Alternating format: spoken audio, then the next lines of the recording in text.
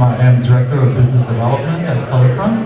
And my friend here is Brandon Heaslip. What do you do? Got it right. So I'm the support manager at Colorfront, but I work a lot with DITs and crews for helping develop workflows for things that are upcoming in relation to some of the products that we partner with other companies with, and that we also offer from our side. And we have here our CTO of Colorfront, Bill Feightner. What do you do, Bill? Yeah, I'm Bill, CTO of Colorfront, as Brandon just said. And Tyler Blackwell. Yep, I'm Tyler Blackwell. I'm a Local 600 DIT based out of Atlanta, Georgia. We're here today to talk about monitoring HDR on set. Thank you. Can we start the presentation? Thank you.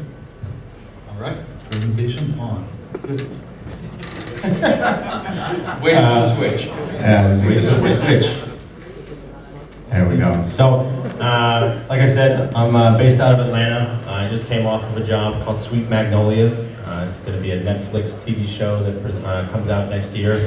It's a little rom-dram based in South Carolina. 4 women that want to come together and start a spa together. Really exciting stuff. But I came on a week before principal photography started, and the discussion was with Bryan Johnson, who was our director of photography from Canada, about what their intentions were and what they wanted to do with the show. And the first thing that came up with Bryan was he wanted to be able to see HDR, because the show will be finished in Dolby Vision. It's actually it's being mastered in HDR. So that started the dialogue of, well, how are we going to accomplish this? And luckily, I've got a long relationship with Brandon here, back from his days in Codex, and I reached out to him during a show that I was on beforehand, also a Netflix project, that was using HDR with Shane Hurlbut. But we didn't have the tools that I was able to use on Sweet Magnolias from Colorfront. We were only using show LUTs. So we had our SDR show LUT, and as well an HDR show LUT that was designed by Deluxe. And that was our limitation. It was a plain and simple CDO workflow applying onto both of those show LUTs respectively where they were being monitored.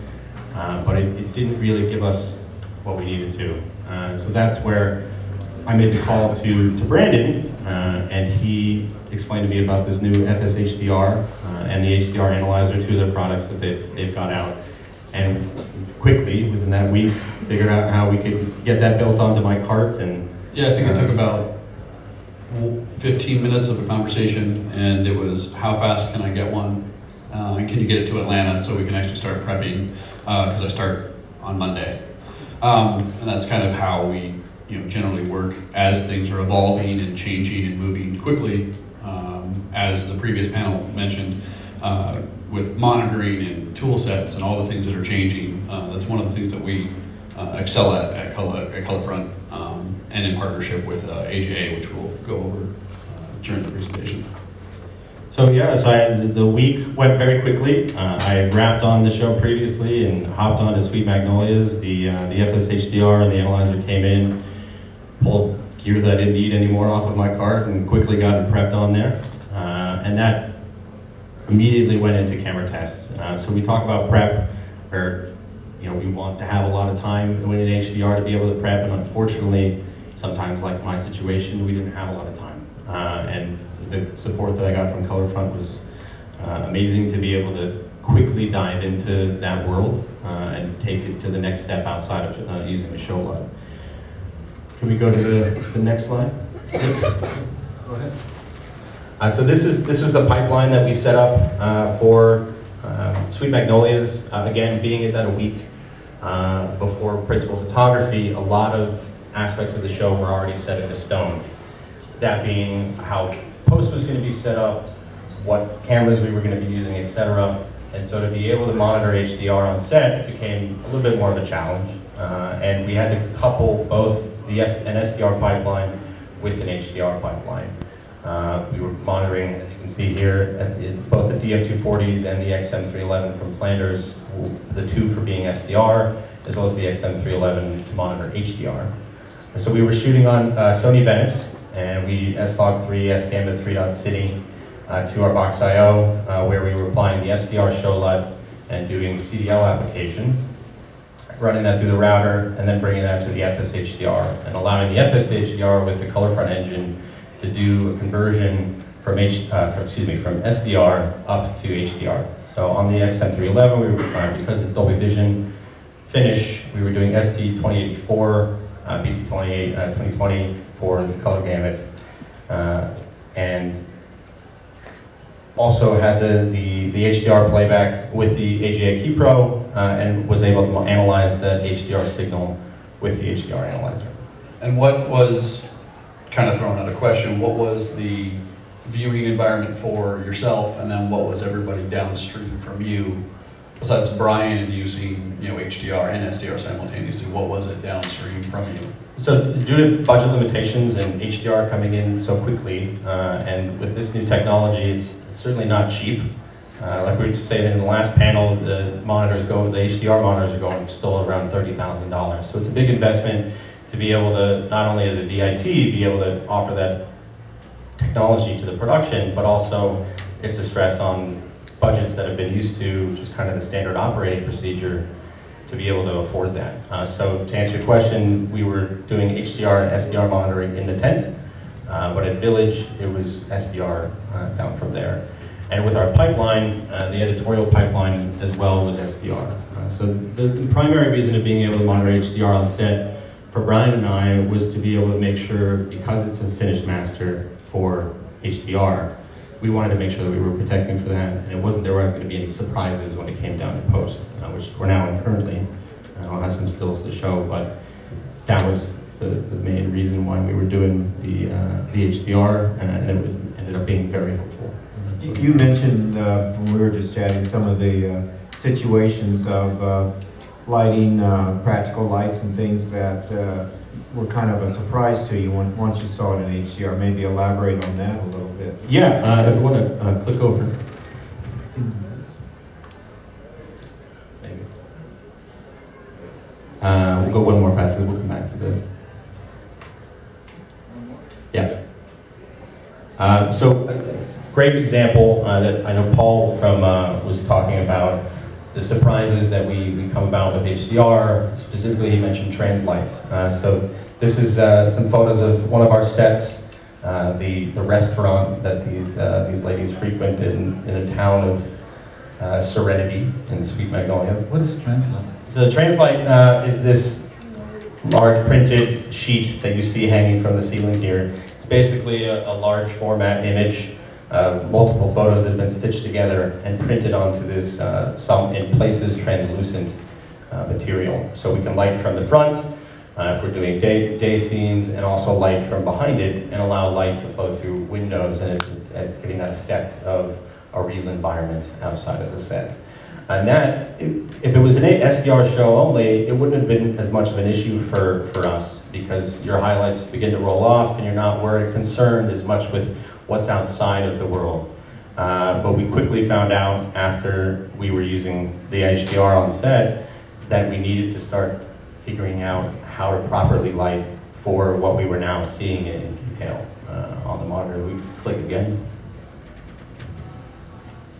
One real interesting phenomena is that I think was brought up in the previous panel is on very bright highlights or practicals behind, that are on set that, in SDR, you can move them up and down a stop or two or maybe more and not see much of a difference when they're way up in the shoulder of the SDR image. They just don't change much. But once you open that up for HDR, now this makes a huge impact aesthetically and on the show. And if you aren't careful with that, it could be a lot of surgery later on in the finishing to try to correct for it. So. Yeah, absolutely. So the image you see here is from one of the interior of the spa that these women are starting to build here. And the Translight back there is not a practical set. We were not in someone's house. And we struggled with that Translight at the beginning. It was printed with a lot of contrast. And Bryan was not really happy with the way that it was looking once we were monitoring in HDR and really seeing what was out there and pulling the curtain, if you will, as you can see some of the plastic being hung out outside the window. So it became a big of a challenge, but in being able to light it, to make sure that the leaves didn't look black as they would if you walked up and looked at it in person and was seeing it as well on camera.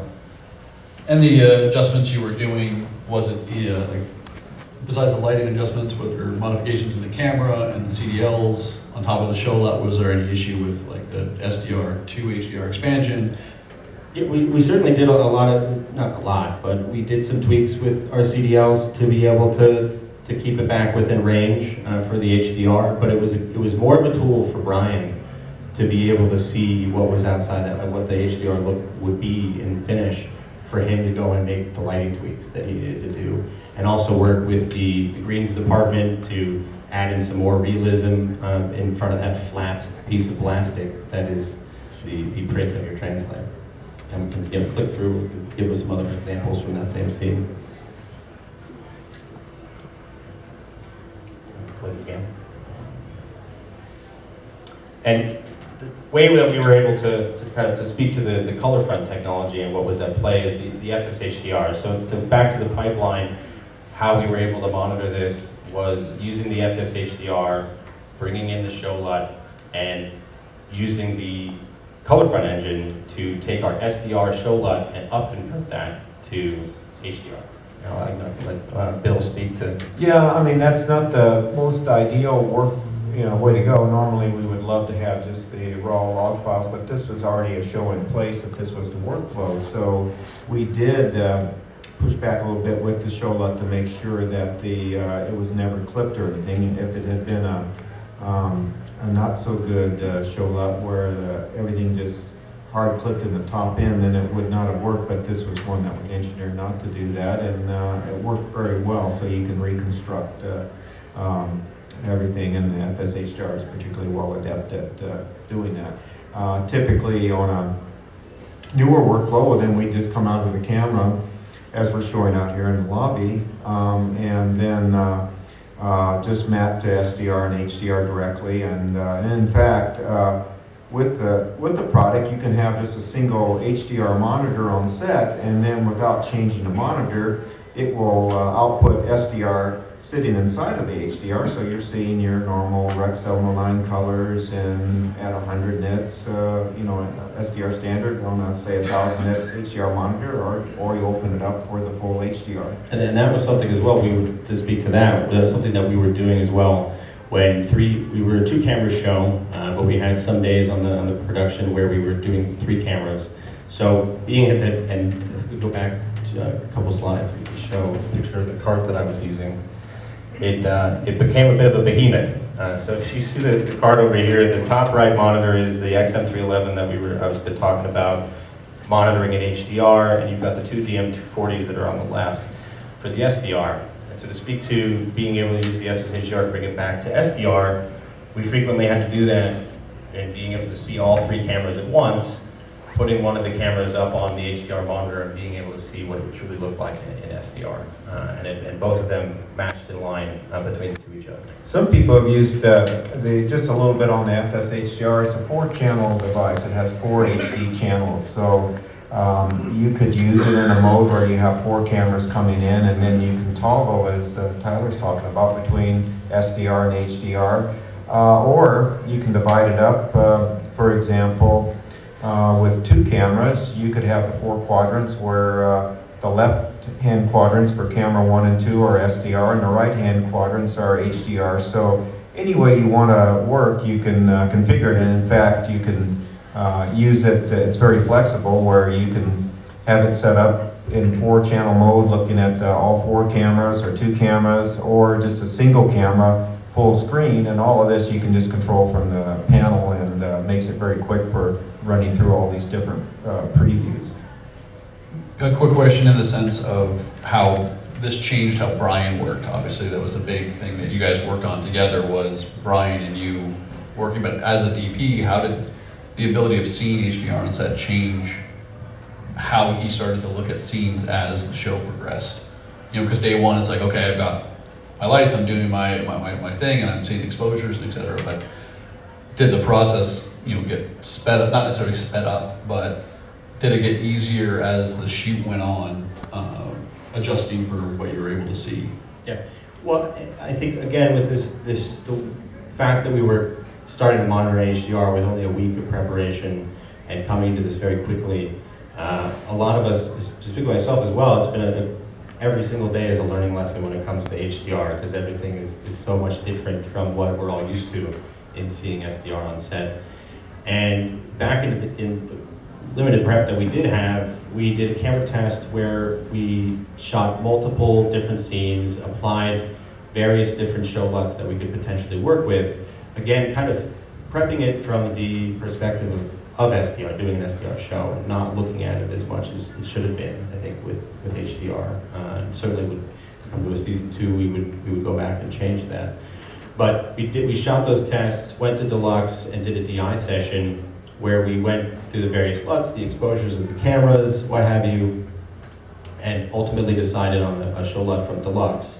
And I think to speak to how things changed for Bryan and I, it almost actually became a little bit frustrating because we're now working in this new world of HDR, but also using these kind of antiquated, version of SDR, and using that show LUT, which was limiting to us, where we wanted to be able to further develop the show as it went on beyond what the CDLs are withholding to us.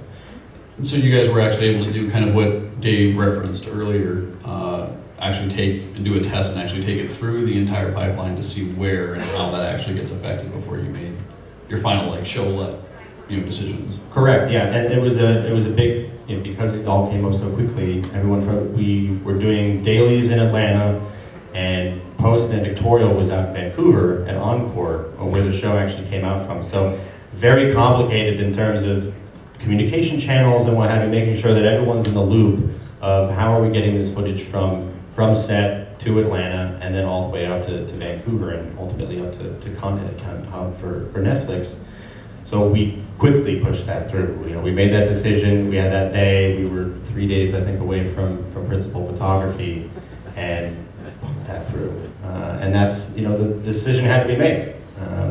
But ultimately, what that did for us was give us at least a baseline to work off of, and not have to worry about, with the FSHD, not worrying about creating, because I was trying to do an HDR show LUT as well, to have work in those two spaces as I did on the production before, but that created a whole bunch of different problems because you're really just, an HDR show LUT is deciding what level that you're going to be at, and it's all kind of up to choice, whereas it's not consistent going through between SDR and HDR, and that's where I saw personally the benefit of having the FSHDR.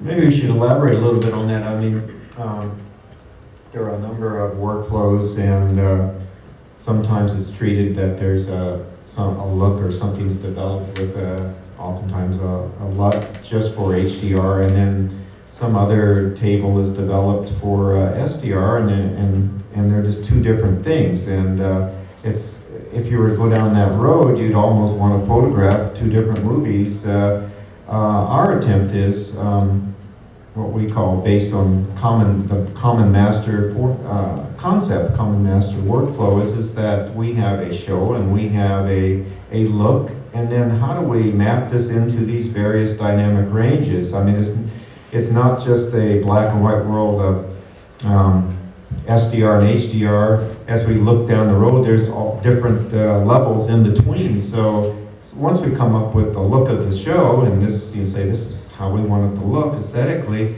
then we translate the best we can into the available palette. And one of those variables for the palette is the dynamic range, and that's what we do. So that it's the same movie, whether it's SDR and HDR. Obviously, you open it up and see more once you go to HDR, and that's where it's so important that we cover things. For example, if you're shooting outside and there's some clouds in the sky, and SDR, since everything's rolled off so much and squeezed together in the highlights, just to fit it into a narrow, say 100 nit dynamic range, you could have some artifacts in the clouds. They could be slightly clipping, and it's not gonna be so bad. But the minute you go to use that scene in HDR where you open it up and you expect to see detail in the clouds, and the camera's producing artifacts and it's hard clipping, then you need to know that, and that's where it's really good to be able to preview it and accommodate your shooting. So this is one of the things that you may do different. You might end up, if you're outside with the modern cameras, shooting it down a stop or two, less light hitting the sensor, just to allow more detail in the highlights so that it doesn't clip out. And so these are the things. With the FSHDR, you can also, if you've shot it down to stops just to get some more range on the top end, it has an exact camera exposure control, which mimics exactly what you've done on the lens. If you go put down 2 stops, 1 stop down, maybe 2. If you're outside in the bright, you can bring it back up, but that you've got the detail. So you can preview all these things. I think that's another interesting tool, is to where you can adjust where do you want to bracket the camera and exposure. What range of things do you want to capture? The difference between clipping out highlights or too much noise on the bottom end. You can at least see an instant correction, so that allows you to hone in on where you put the exposure. And to speak to kind of the exposure range, in those tests that we did, camera test, we basically had 3 different ways we would rate the camera. We found to have the kind of noise floor, but also being able to protect with highlights. Interiors, such as this one, we would rate the camera to its 2500 base and actually pull the camera down to 1250. If we shot at night, we would do that as well, and there would be some experiences where that was a little bit too much. So we would go back to the 500 base and rate up to 800. And then all the time, our exterior work was 500. But it was interesting to see with HDR, rating the camera differently to protect for your shadows and your highlights, versus what we would have probably made decisions on if it was purely an SDR show. And then you referenced, like this season it was an SDR show a lot, and per the drawing, the workflow drawing, camera, box IO, into the router, into the FSHDR. Hopefully there's a season 2, and with the season 2, where or how would you want to try to work differently or more efficiently? What didn't work? What do you think you could improve on? Sure. Well, you and I both know that it was a bumpy ride for the start. One, not having as much prep as we would all love, but 2, because we were working with this SDR show, that wasn't any standardized show. It wasn't any converting from Sony to Rec 709. It was a very specifically developed show LUT from Deluxe that I know we had some struggles with in the highlights, but we hashed that out a couple weeks in. But to get it going, we were trying to monitor, see how things would match if we were pulling straight from log, doing a conversion from there. At one point, we were only applying CDLs through the box IO, passing that through to the FSHDR and doing the conversion there from somewhat log to up to HDR color space. But that was a frustrating experience, I think, for everyone, including Bryan and myself. But we finally kind of landed on, we need to just do this standard conversion with the Colorfront engine, taking it from SDR to HDR. So that's something that I would rather see simplified, and not having to run it through 2 different types of LUT boxes to be able to manage both the SDR and the HDR on the show. Ideally, if you come in with the camera logs, you can come in with mixed from different cameras. I mean, that's all, happens a lot of times where maybe we're shooting a Venice and we're shooting an Arri or Panasonic or Canon, and each one has its own unique log space and color primaries that come out. So the colors coming out of the camera are quite different. And I get in a little dissertation that cameras really don't impact any significant look on the image. I mean, they are like a light meter. They capture light, and it's really what the processing does afterward that can put what most people call, well, this is the airy look or a Canon look or something. And if you negate what the camera's doing, and this is one of the principles of what's called an IDT, input device transform, where you go back to the digital equivalent of the light falling on the sensor. And if you have, an Arri and a Sony camera with, say, the same optics on it, with the same amount of light, the lens set up the same amount of light falling on the sensor, well, if we put the proper IDT on that, we can inverse that back out. We're back to the sensor level, and that's what we work with. I mean, this is the whole process that we do is an ACES based process. There's some big differences in it though on the tail end, but this front end concept of taking all the different sources and putting them into a common working space, so that two different cameras shooting same thing, you would get essentially the same code values. Obviously, some cameras have a wider capture range than others, and there are some minute differences, but most of those differences are pretty much negated. And now you've got this linear light scene referred. We say scene referred when we